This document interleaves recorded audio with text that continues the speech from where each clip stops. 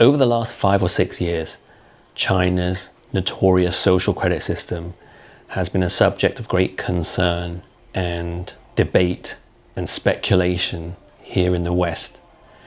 And in the last couple of weeks, it's become the focus of renewed interest. This is because of the hilarious one-day US TikTok ban that resulted in millions of American TikTok users flocking to Chinese social media app Red Note or Xiaohongshu. I'm not sure if I pronounced that properly because I'm a Cantonese, not a Mandarin speaker. But as I was saying, when American TikTok users started interacting with the Chinese people on Red Note, they talked about many aspects of life in China, and one that came up frequently was the Chinese social credit system. And many Chinese netizens said that there was no such thing. They claimed that it was just Western conspiracy theory and that there was no social credit system in China. But that's not actually true, because the social credit system does exist. So in this video, I'm going to try and explain the discrepancy. And from my research, what it boils down to is whether or not the person you're talking to in China has been a subject in one of the many trials that have taken place all across the country for the social credit system, with different municipalities trialing different aspects of the system. And in some cases, this was done with the citizens' knowledge, and in other cases, without. So I'm now going to read to you an article from The Wire China, which gives you a really good overview of the social credit system and how it's been implemented and where we're at with it currently. So, it's called the Grand Experiment because that is essentially what the system is. It's an experiment. It's not a fully implemented project, but a grand experiment that's been conducted across many different parts of the country in different ways. And the subheading goes, 2 decades on, China's social credit system is more dysfunctional than dystopian. And dystopian is certainly how we Westerners have been led to view it. It's been consistently described in Western media as an Orwellian system of population control that punishes people for wrongdoing. So how much of that is true? Let's find out. In 1999, a frustrated young entrepreneur wrote a letter to then Premier Zhu Rongji. Now, I have to ask for your forgiveness that I may butcher all of these Chinese names because, as I said earlier, I don't speak Mandarin, only Cantonese, so this is not my mother tongue. Huang Wenyun had made a small fortune for herself by capitalizing on Shenzhen's manufacturing boom and selling educational toys, but her business had hit a wall. Her products were so successful that the market was being flooded with cheap knockoffs, eating up a chunk of her profits and delivering a major blow to her business. And we all know that this is a huge problem in China. Well, it's a problem and it's a benefit because the people enjoy a lot of cheap products there because there is so much counterfeiting that you can get cheap knockoffs of everything, but it's also very damaging to the original business owners. Not one to sit around, Huang had gone on a hunt for solutions to what she saw as a broader problem in China's business landscape: unfair competition. The 42-year-old toured 8 US cities and interviewed experts in business before concluding that a credit rating system would be instrumental in leveling the playing field. Maintaining fair competition would have an incalculable impact on the manufacturing industry and ensuring it could drive new economic growth, Huang wrote to Zhu, advising him to build China's own personal credit management system. I'm determined to contribute my knowledge and wealth in this regard. Remarkably, the premier not only read Huang's letter but also approved of her idea. At the time, China's government was struggling to deal with the corporate scandals and finance scams that accompanied the country's breakneck industrialization. Beijing had a lot on its hands. Triangular debt was threatening its economic growth, legal enforcement and regulatory compliance were weak, and infrastructure for credit reporting and market supervision all had to be built from scratch. But Beijing didn't see these economic challenges through only a financial or legal lens. There was also a growing perception of a moral crisis. A credit management system, leaders believed, could not only help good business people like Huang recover from unexpected hurdles, but also restore trust and guide the market. The absence of credibility distorts economic relations, increases social transaction costs, and corrupts public morals, top policymakers wrote in a State Council report in 2001. This has grown into one of the most outstanding problems that hinder the healthy operation of our national economy at present. With Zhu's blessing, Huang invested 300,000 yuan, $42,270, from her own pocket to fund a research group under the Chinese Academy of Social Sciences, recruiting among other scholars Lin Junyu, a US-educated sociologist. Armed with the full text of 17 credit-related US laws, Lin went on to pioneer the idea of a social credit system, wherein businesses would be judged on how trustworthy they are. The logic he recounted in 2019 is that if every company is honest and trustworthy, it would improve the order of the market economy and reshape business ethics. By 2002, as Chinese leader Jiang Zemin proposed the concept of rule of virtue to complement the rule of law, he also officially announced the construction of a social credit system. Rule of virtue. So we in the West operate under rule of law, but their leader proposed in 2002 the concept of a rule of virtue. What do you guys think about that? Is that something that we should have in the West? Would you welcome a rule of virtue? Is it something that we need? Or does the thought of that make you shudder? The government establishing rules to make us more virtuous. And from that moment on, says Marianne von Blomberg, a research associate at the University of Cologne, trust became a main governance paradigm. Indeed, 2 decades on, China is now home to a sprawling social credit system with hundreds of different versions. It has so many evolving components and goals that scholars have debated over the years how to best characterize it.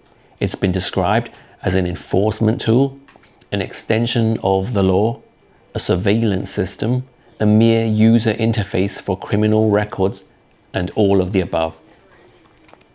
While the details of how these various systems work or don't work together are messy, the basic idea is that regulatory agencies share information and then add people and companies to blacklists for non-compliance. And it's these blacklists that we've been hearing about in the West that cause so much concern. But aggregating compliance data is just the first step. To create a wider dragnet, authorities not only impose joint punishment on bad actors. Punishment on bad actors, that's another thing we've been hearing about in the West. But also often publicly name and shame the blacklisted entities in order to encourage the market and the public to boycott them. So we're talking here about not individuals, but companies. And that's not unheard of in the West because we've got the ESG system, environmental social governance, the system by which companies here are evaluated according to a whole bunch of criteria set by, I don't know, was it World Economic Forum, WEF, that sets them? I don't know. It's those type of people. And it looks at their corporate social responsibility and stuff that means stuff like how sustainable, whatever that means, their behaviors and how they perform on stuff like diversity. And I remember a year or two back when Victoria's Secret, renowned for their sexy models, replaced them all with overweight women. And actually, I shouldn't say overweight, should I? That's not the right word. What's the correct word? Portly? Voluptuous? No, I don't think we're supposed to say voluptuous either. Full-figured. Yes. I don't see why full-figured is considered more politically correct than voluptuous or portly. But anyway, yeah, they had all these full-figured models, and everybody was saying, oh yeah, they're trying to get their ESG score up. I don't think it did very well for their sales. So once they'd achieved their ESG points for the campaign, they went back to the skinny models. Anyway, I digress. The most powerful blacklist today, for example, back to China, is the Supreme People's Court's list of dishonest persons subject to enforcement. Wow. Can't you imagine yourself being on a list of dishonest persons? Under which defaulters, often called laolai, meaning deadbeats, are barred from sending their children to private schools, traveling by plane, and buying properties. These are the things we've been hearing about, among other restrictions on luxury spending. According to official statistics, from its promulgation in 2013 to the end of 2018, nearly 13 million individuals have been placed on the list of dishonest persons. Damn. I can't help wondering, if I lived in China, would I be on the list of dishonest persons? Some local governments put the squeeze on defaulters by airing their personal information in public. And some developers even created apps to show users if a laolai is in their vicinity. Can you imagine that? Imagine if I'm a dishonest person and I am in your vicinity and your app notifies you. Like, how shameful. Or not. In Britain, it'll be considered a kind of a riz, I think. The aspiration is that within 10 or 20 years, by virtue of these mechanisms, you will gradually weed out the bad eggs, says Alexander Trollgoik. I don't know how to pronounce that. A university at the University of Vienna. And eventually you get a self-correcting, more cohesive, trustworthy, market-based environment.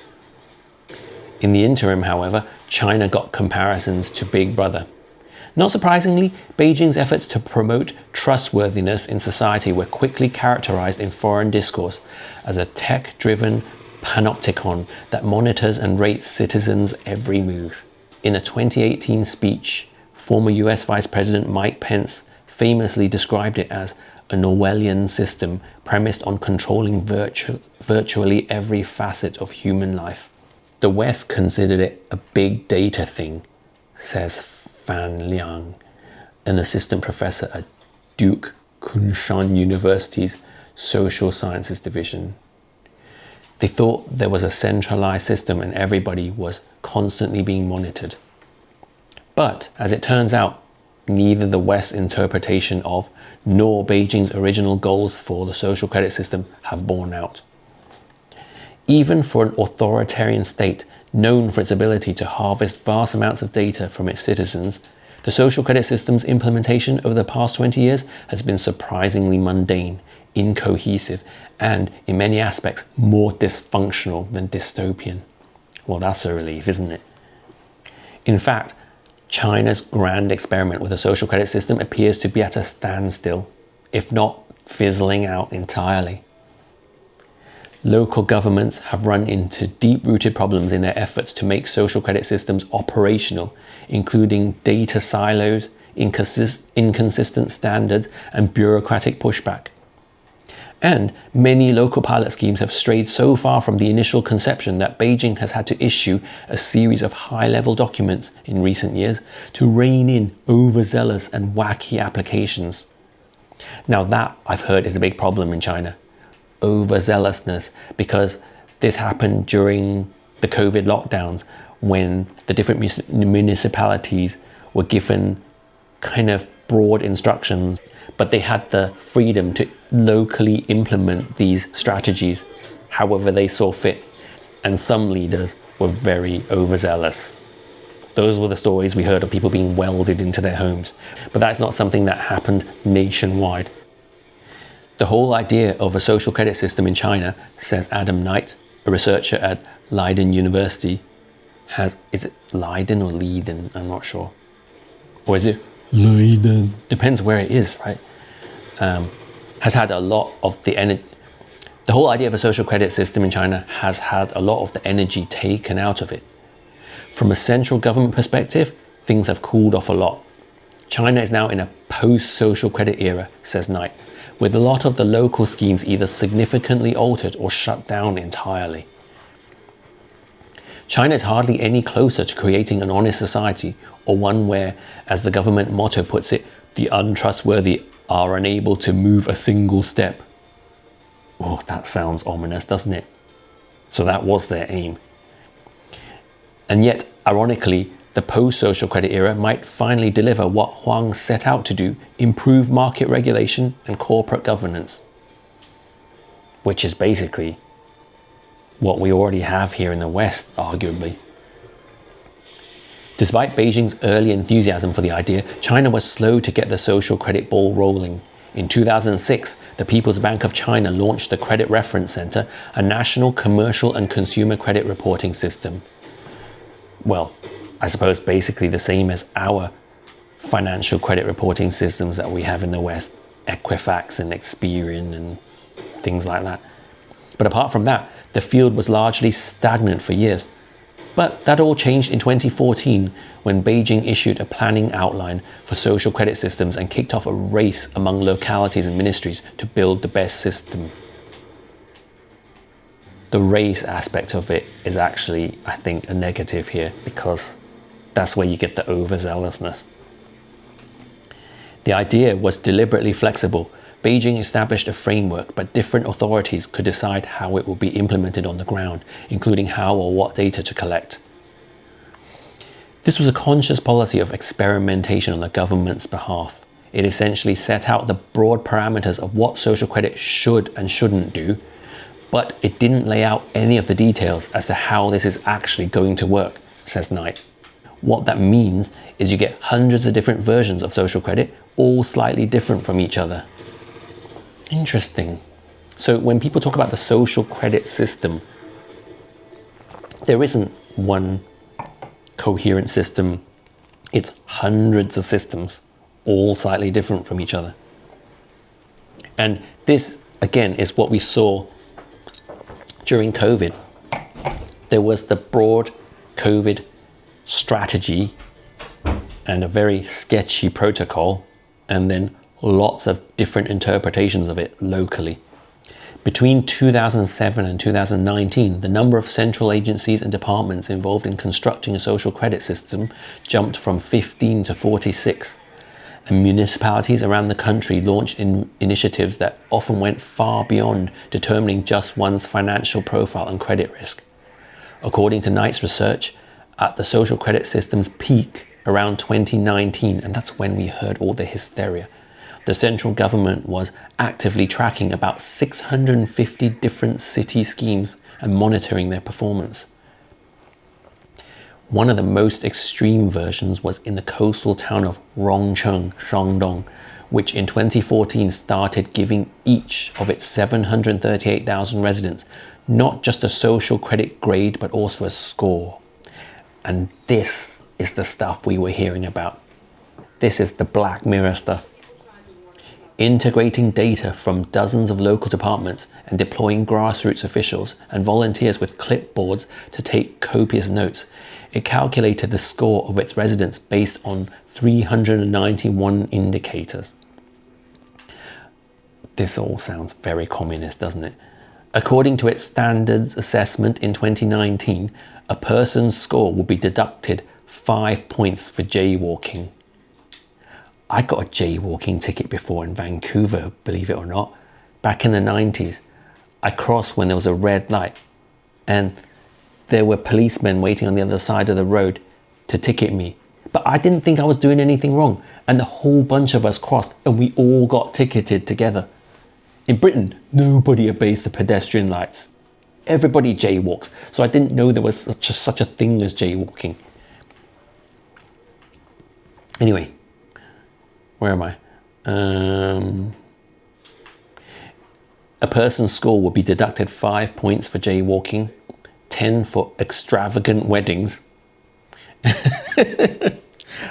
What would be deemed an extravagant wedding?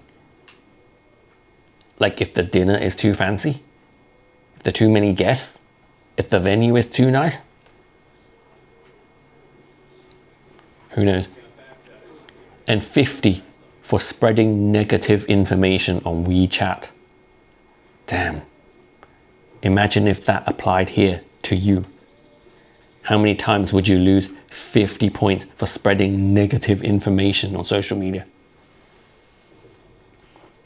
While Good Samaritan acts and blood donation added to their score.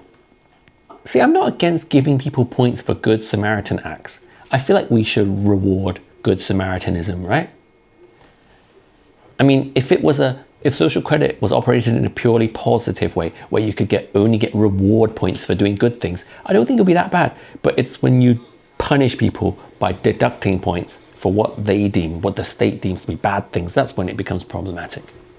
But then, even then, if they're following laws that we all know about, then if they're only deducting points for you breaking the law that you're not supposed to break anyway, arguably, that's not too bad, is it?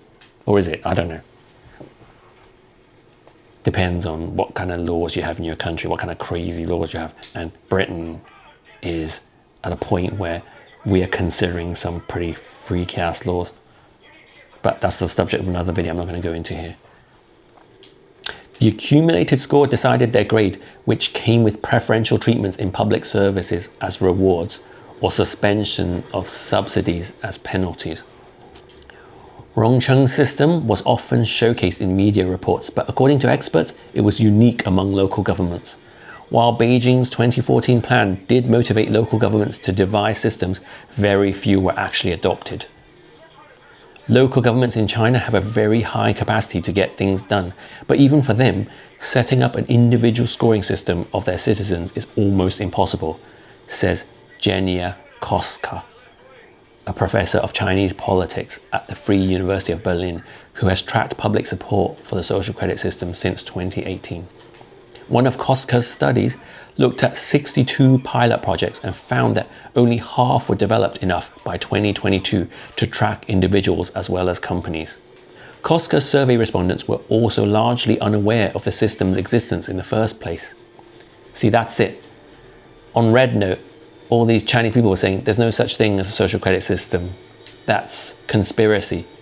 But the respondents in her survey were largely unaware of the system's existence in the first place. See, that makes it more sinister, doesn't it? If you're being assessed without your knowledge and a score is being compiled in your name and you don't know, you're not aware of your wrongdoings. It's almost like the local government symbolic display to the upper government level just to say we are doing something, but they didn't really full-heartedly invest in it, she says. When it comes to rating companies, many local governments also had trouble devising meaningful differentiation. Of 531 Chinese listed companies in Zhejiang, which has one of the country's most advanced social credit systems for corporations, 90% received a good or excellent score. Only 6 companies, meanwhile, received a poor rating. The 6 that didn't pay any backhanders, maybe. You make this huge time-consuming system for something you already knew from the beginning, Koska says. They calculated the scores basically by looking at who pays their taxes and complies with regulations. But if you're trying to weed out the bad apples, you don't need this second parallel system. You could just make sure you enforce existing laws and regulations better. According to Liu Chuncheng, a sociologist who has studied social credit systems since 2018, many local systems were shelved because they could not even get past the first bureaucratic step, sharing data among departments. Most of the local credit systems failed because they cannot build this centralized data infrastructure, Liu says. Indeed, one state media report offered a glimpse into the painstaking negotiation that can go on behind the scenes. To collect a broad, diverse range of data, we have to write up a list and go to individual departments, Chen Lei, a government official responsible for data aggregation in Shandong province, told People's Daily in July. Many also complain to us that their data is on paper, and in order, you wouldn't imagine that, huh? In China, data being on paper. But I suppose no matter how advanced the country is, individual offices still have their backwards practices. Many also complain to us that their data is on paper, and in order to aggregate and feed it into our platform, they would have to enter it into a computer manually, which is time and energy consuming. With many municipalities dragging their feet, it was the heavy-handed success stories like Rongcheng that stood out and sparked debate among legal scholars and policymakers. According to Knight, Chinese policymakers and legal scholars were horrified by what they saw in Rongcheng. So it wasn't just us in the West that were horrified, they were horrified too. Many of these behaviors, frankly, are not illegal, he says, so there was no legal basis for what they were punishing people for. Moreover, the overreach seemed to undermine the government's original goals. By trying to do too many different things, you end up doing nothing at all. You turn this big data into dump data, says Vincent Broussais, author of Social Credit, The Warring States of China's Emerging Data Empire. The pushback from both legal scholars and local communities, he says, made the Chinese government realize that if they continued in this way, they would harm the goals the social credit system set for itself. Beginning in 2019, the State Council issued a raft of guiding opinions that effectively throttled schemes like the one in Rongcheng. The documents standardized the type of information that can or cannot be logged under the scope of social credit, as well as the range of disciplinary measures. All penalties must also have a legal basis in national legislation, and only serious violations can be blacklisted. Well, that's a relief, isn't it? To comply with the new rules, Rongcheng quickly made a U-turn, turning their schemes into opt-in programs without penalty for low scores. Now that's what I said would be nice. Only rewards for good deeds, but no penalty for low scores. And even better, it's an opt-in program, so it's not mandatory. Only if you want to collect these reward points do you opt in.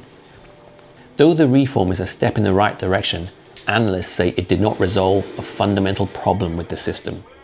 Clement Yongshi Chen, a lecturer at the Australian National University College of Law, argues social credit has created a new system of punishment based not on the legal liability of individuals, but on the fictional notion of trustworthiness. Many laws and regulations have been amended to incorporate this rather ambiguous notion, he says. It basically creates a mechanism for the party and the State Council to leverage when they consider it necessary or convenient, such as when there is a public health emergency. Despite Western characterizations of the all-seeing, all-knowing Orwellian system, the vast majority of Chinese society wasn't really aware of social credit systems for much of the 2010s. The systems, according to researchers, rarely and barely impacted everyday life. But the COVID-19 pandemic changed all that. Since the beginning of this project, the social credit system has been viewed as a catch-all, kind of like a Swiss Army knife solution to a lot of different problems, says Charles Goik, the name that I can't pronounce. Effectively, all local governments and agencies needed to do was create a new regulation, open a social credit website, and then implement a new blacklist. And that's exactly what we saw during COVID. To punish non-compliance with COVID measures, for instance, Shanghai introduced a blacklist and recorded 96 infringements in less than a month. 96 infringements in a month in a city the size of Shanghai, to me, doesn't sound like a lot. Because while we had our COVID lockdown here in the UK, I didn't obey any of the laws. Because they weren't laws, so I didn't obey any of it. And I walked around without a mask, and there were signs everywhere, especially on public transport, saying that you would get fined up to £1,000 for not wearing a mask. I was like, fine me then. I'll go to court and sue, because there's no science to say that it works, and they would lose. So I never got fined once. There was the odd occasion when a policeman in the train station would tell me to put my mask on, or there was a period where I was too chicken to take it off and I had it just like on my chin or just covering my mouth. Everyone who had it only covering their mouth, you knew they didn't believe the science, the so-called sponsored science, but they were too chicken to pull it off. So they just had it there. And I went through a short period where I had it there before I dared to take it off. And I was told to pull it up over my nose, and then I was like, all right. And then once I passed the guy, I pulled it back down again. Anyway, I digress. To punish non-compliance with COVID measures, for instance, Shanghai introduced a blacklist and recorded 96 infringements in less than a month. Peanuts, nothing, a drop in the ocean. Weihai, a coastal city in the eastern province of Shandong, deducted points from office workers who were found working without their masks on. Hangzhou went even further, attempting to replace the health code with a system that rates residents' health on a scale of 0 to 100 based on their lifestyle. For example, a 1.5 point deduction for consuming 200 milliliters of alcohol, a 3 point deduction for smoking 5 cigarettes, or a 1 point bonus for sleeping 7.5 hours a day. The proposal drew a huge backlash that authorities backtracked 4 days after announcing the initiative. And today we hear about these kind of initiatives on their way in the pipeline for us British citizens. We're going to be having, what they talk about is carbon scores, because our fictitious system is carbon credits, as if it even matters what carbon you is it consume or emit? I don't even know. This whole carbon thing is just fairy tale that they just concocted. Suddenly, everyone in the country was concerned with these questions of proportionality that the legal community had been warning about, says Broussais, including some of the system's original architects. In a series of essays on Caixin, is that how would you pronounce it? I don't know. Wang Lu, a former official at the central bank's credit rating department, lambasted local officials for hijacking the concept of personal credit and turning it into a basket in which they dump all their governance issues. The widening notion of personal credit, he warned, was a bullet running wild. By the end of 2020, the central government decided the grand experiment may have run its course and started re-centralizing the social credit system.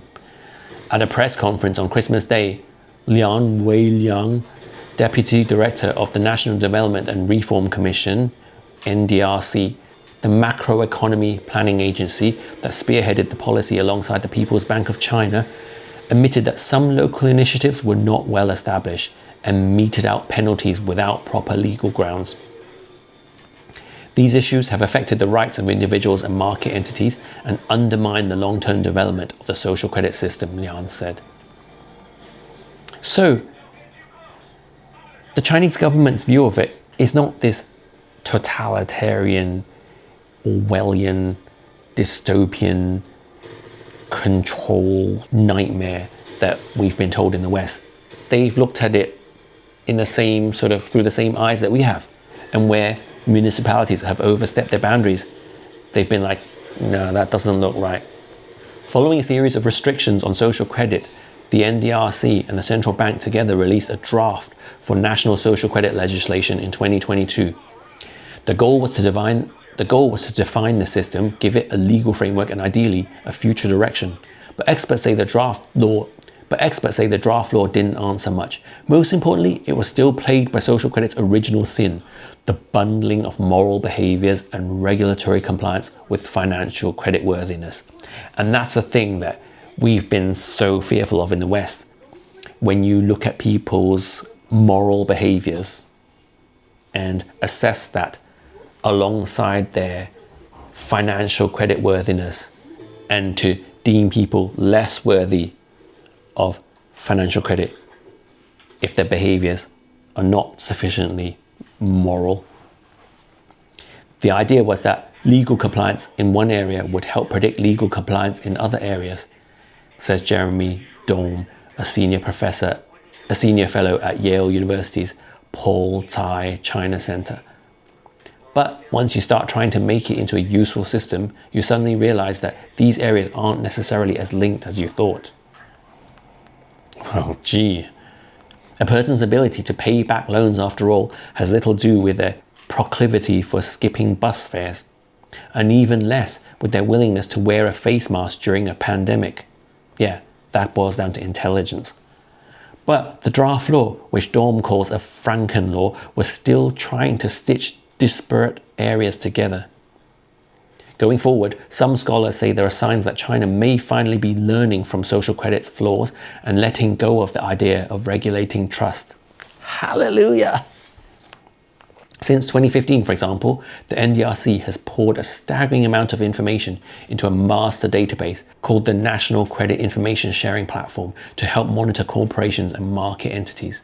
By aggregating data from 46 different government agencies, including tax arrears, annual reports, public utility payment history, and red and blacklist records, the platform would offer a cohesive view of a corporation or a market entity's behavior.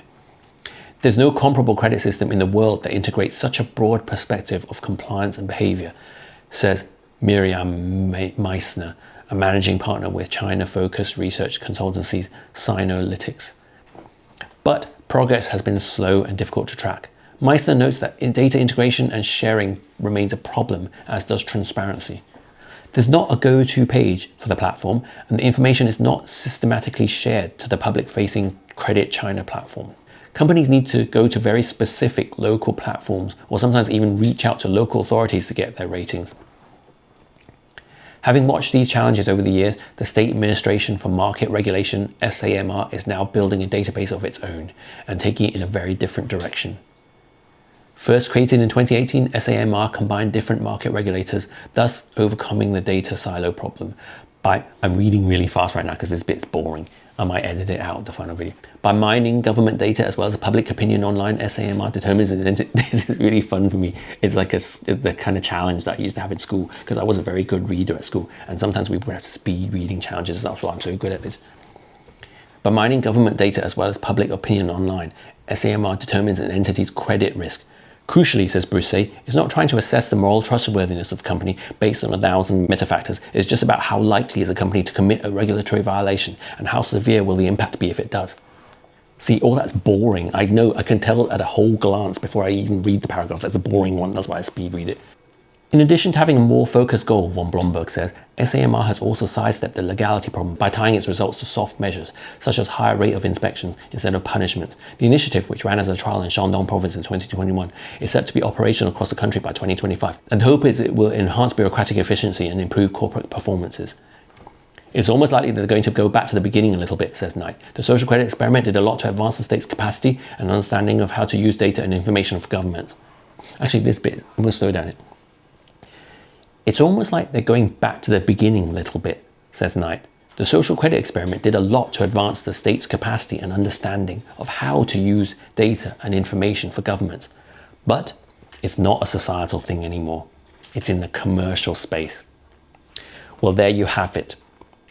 All the Black Mirror type fear-mongering we had about the social credit system being used to monitor society. They've abandoned it. It's now in the commercial space, which is basically environmental social governance, ESG, which we already have in the West. And it sucks. It's the reason why companies are so woke these days. But that's all going to change under Trump. Hallelujah. China's commercial space, however, is currently facing a very different economic environment than it did in the 1990s when social credit was first conceived. And some analysts note that the post-social credit innovations could end up constraining Chinese businesses at a delicate time, like ESG has done for Western businesses. Go woke, go broke, they say. And so many companies have gone broke trying to get their ESG scores up, and their sales have gone down as a result. The big question going forward is how much additional pressure Beijing wants to put on its companies. It's possible that the government is losing interest, says Brousset, especially since social credit is no longer this fancy enforcement tool for every other problem in society. We're really at a standstill for the system and is at risk of stalling altogether. Well, there you have it. I hope that answers all of your questions. It certainly answered a lot of my questions. However, I have to note that the author, Rachel Chung, wrote this in December 2023. So it's roughly 2 years ago, and a lot may have progressed since then, but I've not heard much. Have you? And judging by what people have been saying on Red Note, it doesn't seem much has happened that affects the average citizen. Unless, of course, it's happening without their knowledge, as was suggested in this article. So this is a space worth watching to see if there are any further updates. But when I did my research, I couldn't really find anything substantial since December 2023. So who knows what's going on right now. But one might suspect that it's all kind of died down over there while it's all ramping up over here in the West. Britain, as I said, is in an awful state right now with the things that they're implementing here. And that is going to be the subject of another video. But if you haven't already seen it, do watch the video that's on my channel about the UK's NCHI, non-crime hate incident legislation. Because NCHIs are basically little offensive tweets that we put out, stuff like that, offensive posts that we share on Facebook that are not breaking any laws. You're not committing any offenses, but you're offending somebody. Some snowflake or some Karen is offended by it. And if they report it, it's lodged against your name on your record as a non-crime hate incident, an NCHI, which I would say is just as alarming as the worst elements of the Chinese social credit system. And it's all happening right here in the UK. There have been 4,000 investigations in the last year of British people who have posted things online. So do watch that video on my channel, which is called How Police Are Cracking Down on Free Speech in the UK.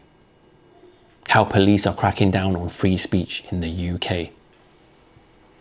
That's the name of the video, and the little thumbnail, which is not searchable because it's just a graphic, right? The thumbnail.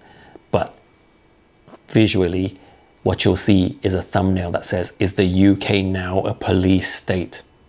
So do watch that if you want to hear about how dystopian things are getting here in the UK while the social credit system is fizzling out in China. And as ever, if you like this video, please do give it a like and do leave me your comments. And if you're not already subscribed to my channel, please do so because it makes a huge difference to my performance as a new YouTuber. Thank you very much for watching.